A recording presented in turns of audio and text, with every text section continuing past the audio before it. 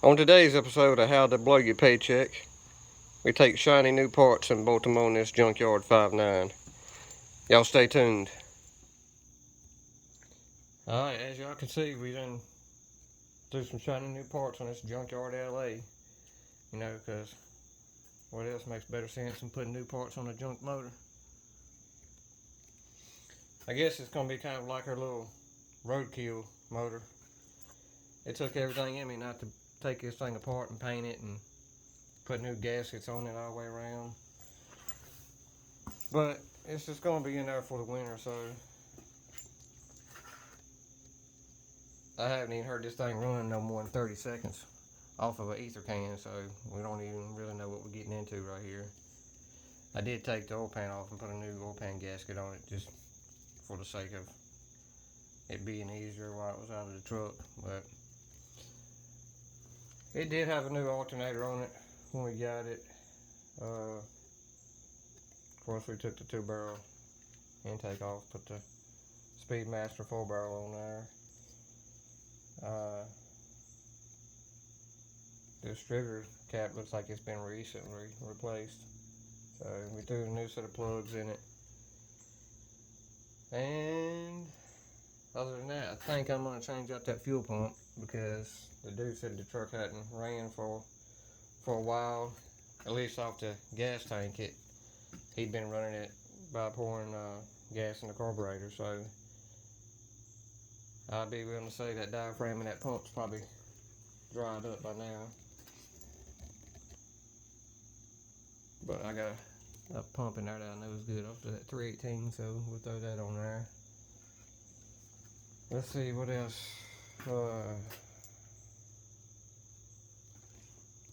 Pretty much Blacksheep's like we left her after we took the 440 out. The cross member's still out of it, so should be able to just swing this bad boy in there and bolt the mounts down and then put the cross member in it. Slide the drive shaft in. Still got to take care of the headers here. I got to plug these holes for the EGR. But we're going to get y'all set up here on a tripod and get after it.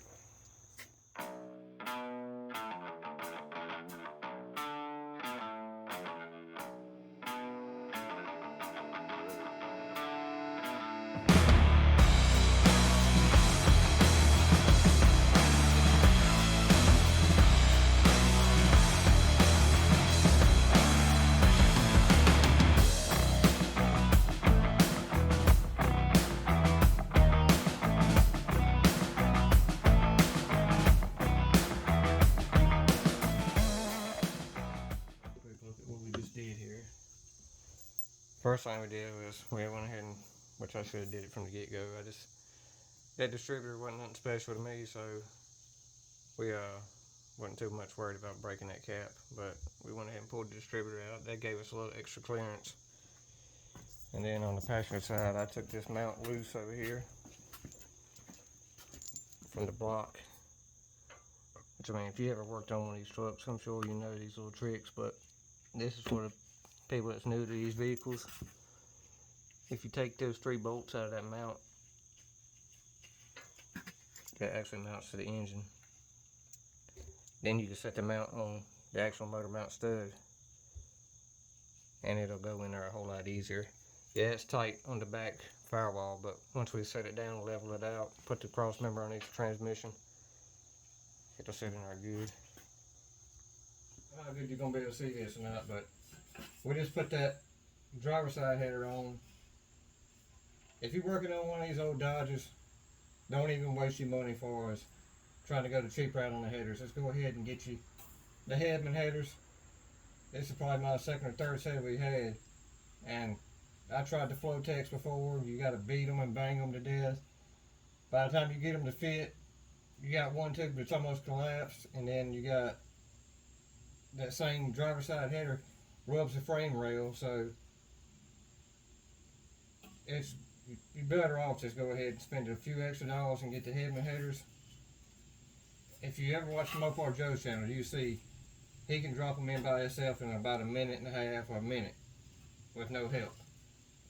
We already got the driver's side installed, so with the oil filter off on this side, you can see it's pretty much just slide it right in.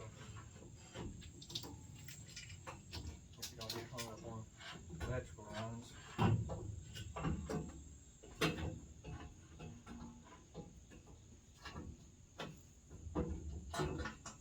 There she is. As far as insulation goes, I mean, yeah, we got the front clip on for this thing, but it's pretty. I did the last set with the fenders and all on the truck. See if I can brighten this up for y'all. They come close, but they don't rub the frame or anything. You can see you got daylight. I know it looks like it's touching right there, but it's not.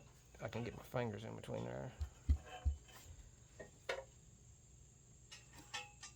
I mean, you can't really ask for a better header for these trucks. I mean, people say that the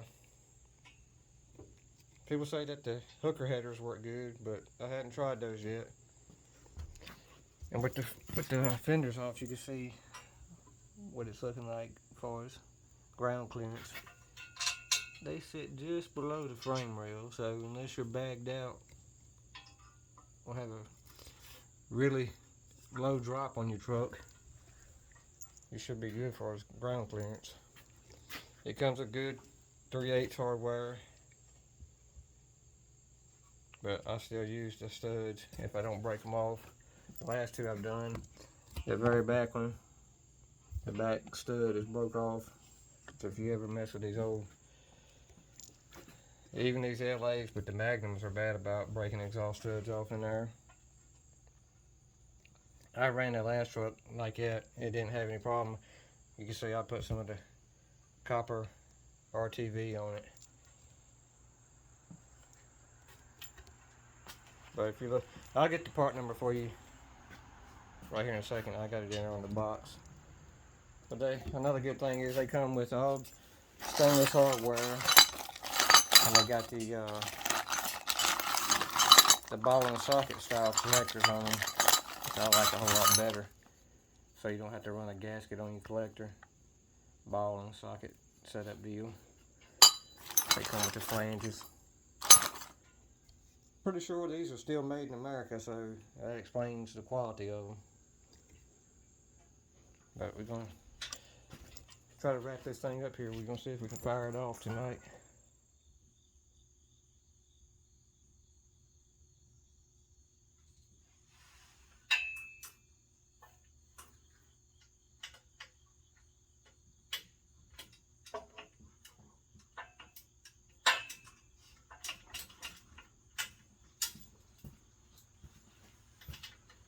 Can I get the North Star here?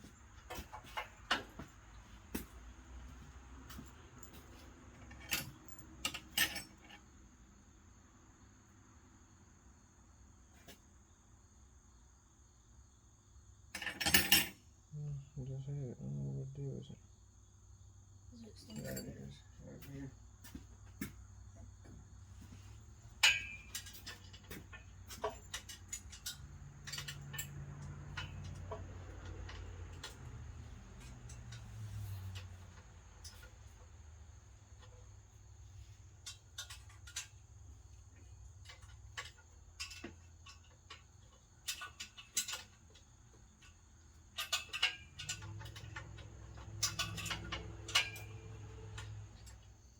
Okay, y'all, look over our temporary junky wiring here. I'm just gonna see if this thing will light on. First, we're gonna let Lucas turn it over and try to build oil pressure. I got the coil wire unhooked.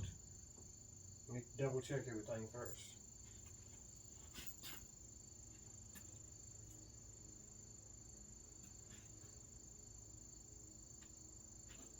Make sure you got the part brake on.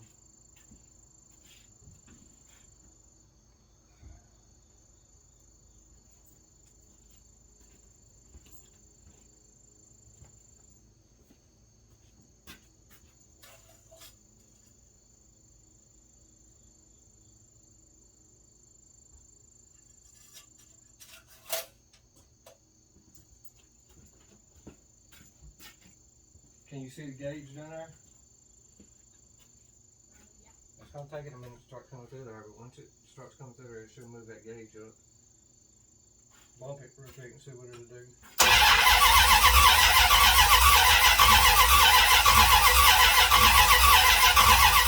Okay, y'all, it's getting dark out here. I'm gonna try to turn this light up. See? There we go. Alright, I thought I had the distributor 180 out, but I pulled it out and swapped it around. Actually, we ended up swapping the distributor out for the one that come out of the 318 because we just recently rebuilt that one, so I knew it ran. And it seemed to cure a problem. I'm not second guessing myself. I thought it was 180 out, so I turned it around and tried the other way. Now I'm putting it back like I had it. What I think the issue is now is this carburetor comes straight off the 440, so it's still got the tune up in it for the 440.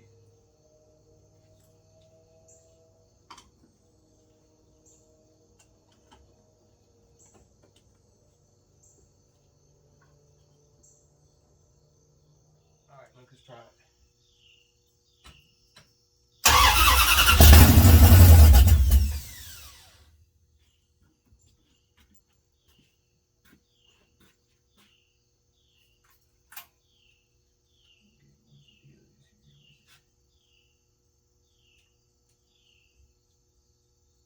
Try it again, look.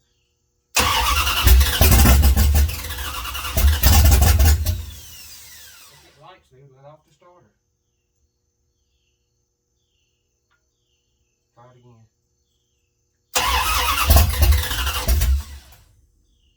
Try it.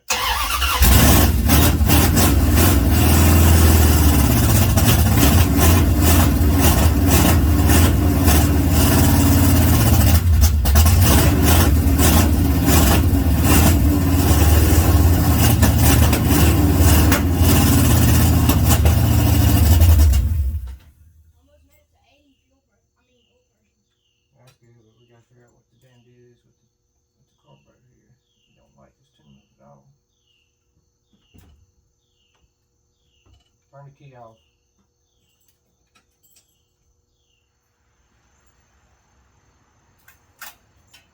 Try it.